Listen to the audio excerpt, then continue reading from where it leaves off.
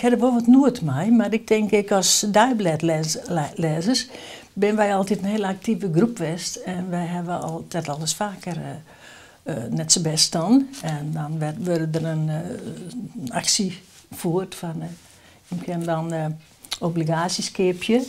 En dan later dan die weer ombetalen. En dat lukte altijd. En wanneer ze versteld werd, al dat geld weggaan. Wat mij betreft gaat het vooral om dat we die kranten ontwikkelen zodat er geen bloemen bestaan. Als dat betekent dat het digitaal worden, moet het digitaal worden. Als dat betekent dat er in papierbloemen in, wat ik hoop, dan zou dat mooi wezen. Maar ik ga net de wie ziet in pacht om te weten wat er nodig is om die kranten voor u te helpen.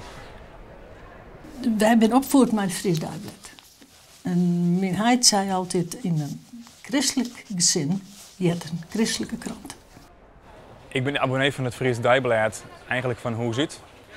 Dus dat is wat in de familie lezen wordt en die tradities zet je voort. En hoeveel geld hast je lezen voor het Fries Dagblad?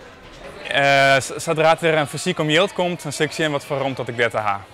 En dat hoeft echt om tientjes te gaan. Als het een paar €100 wijzen, maar dan ben ik dat denk ik daar bereid. Ik denk van 5 abonnee.